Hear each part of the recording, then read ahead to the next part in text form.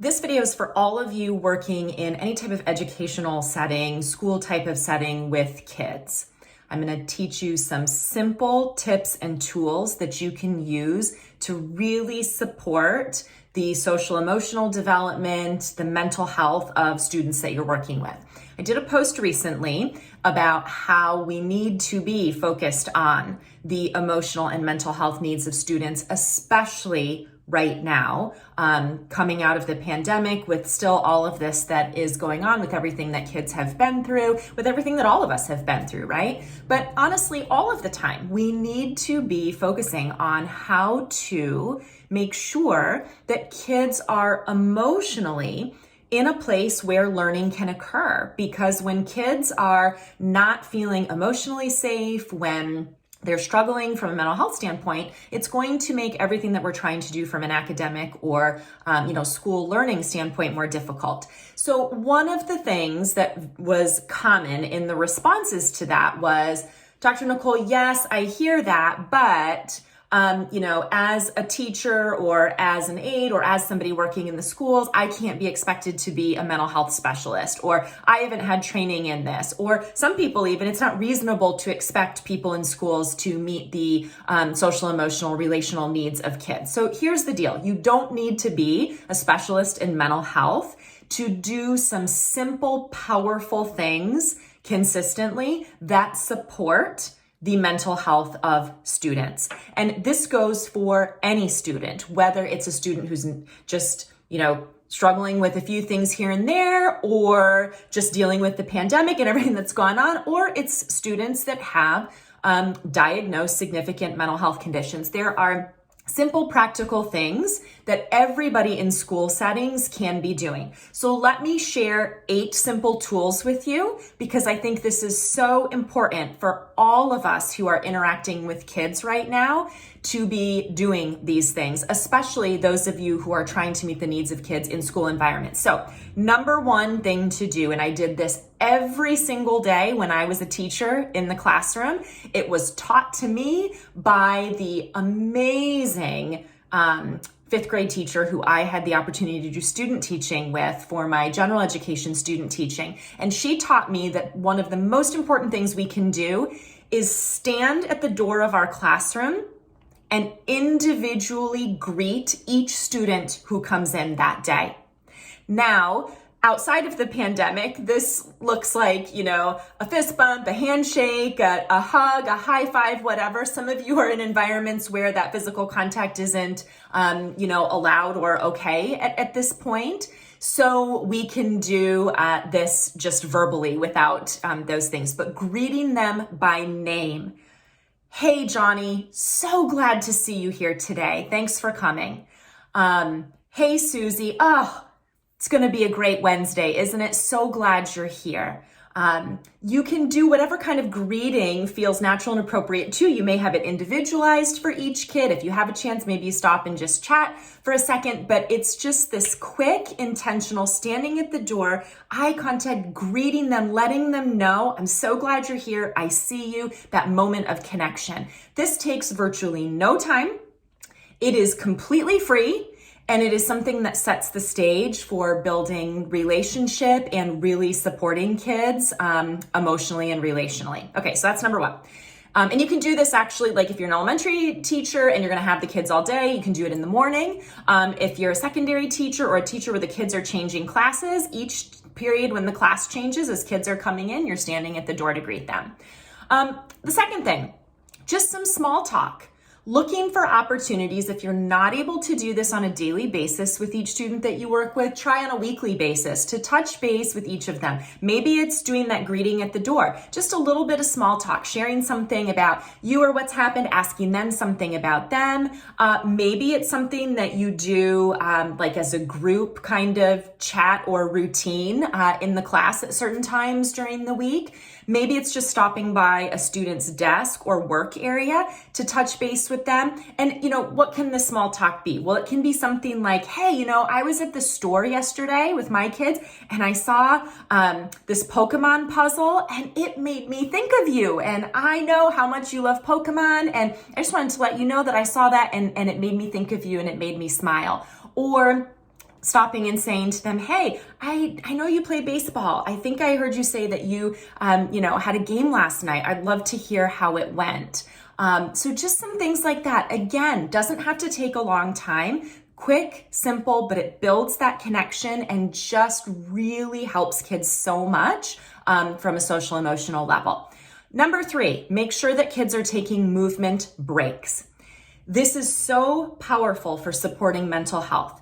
If you can get them actually up and moving outside, even better. I know there's all kinds of constraints that you all may have depending on the environment that you're in and what the rules are and all of that. But every single one of you working in schools, regardless of the constraints that you have, you can get movement incorporated into your class period or into the day for students, even if that looks like standing up at their desks and guiding them through, 60 seconds or 2 minutes of some stretching or some running in place, something right there. Or maybe you do one of the many videos that's available to lead kids for a few minutes through some structured movement. Maybe it is getting them outside and walking the track, whatever you can do. Movement, key for mental health and also key for supporting their ability to focus and learn.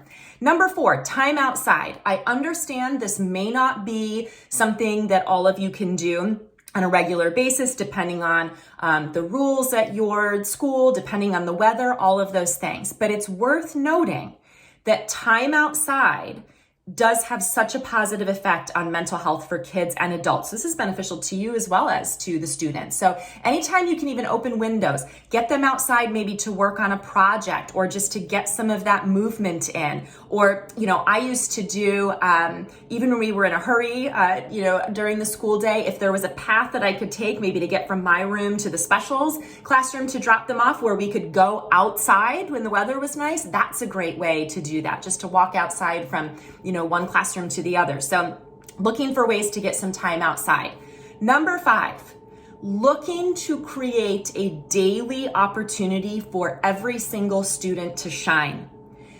This is so powerful, especially for our students who are really, really struggling in school, maybe really struggling with all kinds of things happening outside of school. We want to lift them up by spotlighting their successes, spotlighting the things that we see in them that are great, that are amazing, that we want them to notice and that we want to notice for ourselves, especially when, we've got a kid who's really struggling. Maybe we feel like, this kid creates so much stress for me because he's got all these issues.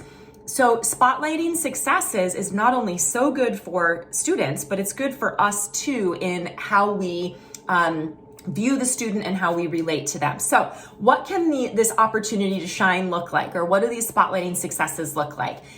Things like saying to them, you worked so hard on that. That was amazing. Focusing on the process, not necessarily the outcome. Something like, I love seeing your face in my class every day. Oh, I just love it. Thank you for being here. That's spotlighting something great about them. It's giving them an opportunity to shine. Saying something like, oh man, you were so fast at bringing that note to the office. That was amazing. This might be a kid who you have struggled with every academic assignment that you have given all day. They've been into it with other kids. Like it's just been a lot of issues, but you're looking for that one genuine thing that you can spotlight that's like, oh, that was amazing. I appreciate you for that. Or, I hope you feel proud of yourself for that. It can even sound like, oh, I know math is so hard for you. And I want you to know that I see how hard you're trying. Again, we're spotlighting successes. We're giving them an opportunity to shine, something that they can sort of go, oh, I feel good about myself for that. Other people see my goodness. And that is so valuable from a mental health standpoint for all kids. Okay, next I'm going to teach you. So strategy 6 and 7 are 2 tips from the amazing Mel Robbins, motivational speaker, author. If you don't know Mel Robbins and her work, go follow her because you'll just be inspired. She's amazing. It's at Mel Robbins, is on Instagram, and I think her other social media as well. So the first one, and she's got a new book coming out about this, is the high five habit. And there's all kinds of wonderful science around this, and you can go check out her, page to learn more about that. But basically what we're doing is using the power of a high five and the positive message that's embedded in our brain, because a high five is a symbol of celebrating ourselves. It has a positive connotation with it. And so this high five habit is about looking in the mirror and giving ourselves a high five, setting an intention for what we want to bring to the day, or in this case, it would be to maybe the class session or to the school day, and high-fiving ourselves to put us in this mindset of, I can do this. This is going to be, this is going to be great. I bring goodness to this situation. I can do this. So here's a couple of ideas of how to use this in the classroom. Again, this is a totally free, totally simple, very, very quick tool to use. If I was teaching in an elementary classroom or a classroom where the kids were with me all day, I would do this first thing in the morning as part of our welcome, morning routine together of kids setting an intention, doing this all together as a class, me modeling at the front, setting an intention for what's something that I really want to focus on today, or what's a success that I want to have today, or just saying to themselves something like, I'm going to have a good day. And then giving themselves a high five. So it can be, something like this. It can be, if they're on Zoom, giving themselves a high five through the screen, through the camera. If they have their phones out, they can put it in selfie mode and give themselves a high five, because obviously we don't have mirrors in the classroom. But I think there is also value in doing this with each other. So let's give ourselves a high five around this. And as the teacher, I'd say, okay, give me a high five for this, and they can give me an air high five, even though I'm at the front of the room. And then I would have them give each other high fives. I get it, with COVID, we're not going to do the actual, physical high five, but they can give each other air high fives around them to the kids around them. What a beautiful way to help them tune in to something positive to start the day, anchor it in this habit, this high five, this physical motion that really helps solidify it in the brain, and it just starts the day off well for everybody. If I was teaching at the secondary level, or where kids were coming in and out all day long, I would do this at the start of each class period, or somehow work it in there. If that's not possible, maybe at the start of the week, or however you want to do it. But this is a powerful strategy that really supports mental health for kids. So that's a great one. She also teaches something called high five to the heart, which is this way of sort of regulating our nervous systems, especially when we're starting to feel really dysregulated, we're starting to get kind of frantic, anxious, distressed, upset, whatever it might be. So I think this is a great tool to teach all students, and then to help them do in moments when you see that they're getting distressed. Also a great tool as an educator to use for yourself, because there are so many times over the course of the day, especially right now, where you probably notice that you're feeling a little more distressed, a little bit more frantic, a little bit more like overwhelmed with things. So this is a great tool for you as well. And you just put a high five to your heart, put your hand right to your heart. You can do two hands there together. That's a really nice way to do that. You're stimulating your vagus nerve, which is a powerful regulator for the nervous system, helps us go from more of that fight or flight kind of mode into that resting and settling kind of mode. So hands to the heart like this, and saying either out loud or in our own minds, I'm okay, I'm safe, I am loved.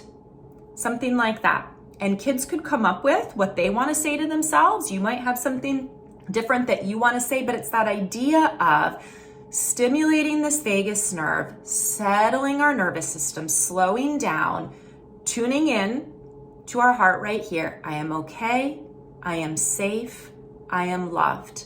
Again, if I was teaching in the classroom right now, I would be teaching kids this, and I would be practicing it on a daily basis, or again with older kids, if I'm not seeing them, every day, at least on a weekly basis, modeling that, and then helping them on an individual basis if I'm seeing moments that they're struggling, they're getting worked up, to help them tune into that. So that's high five to the heart. The final strategy is connecting before correcting. So often, the focus is on what kids are doing wrong and, reprimanding them or correcting what they're doing. You're not paying attention, or you didn't do that well, or you need to stop doing that, or whatever. And I get it. It can be difficult to manage, 25 to 30, especially if they're young kids. It can be difficult. I understand that. But we want to keep in our minds this idea of connect before correct. So what does that sound like and look like?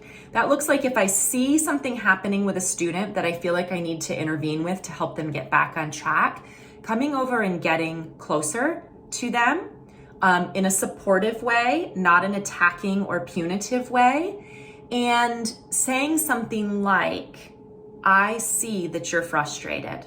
I get it. This can be really hard. I'm going to help you get through it.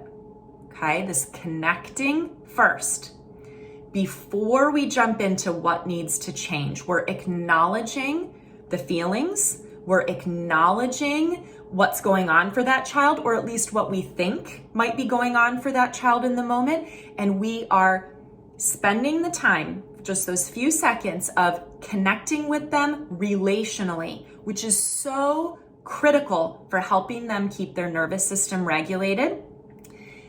That trust building, that sense of safety with us, that is so critical then for them to be able to move forward, work with us, problem solve through what's happening. So regardless of what type of student it is, the challenges that they might be experiencing, whatever, find those little ways to connect with them before correcting or solving the issue. So those are 8 tools. Notice how every single one of these is completely free, no cost. Every single one of these takes literally a few seconds to a couple minutes.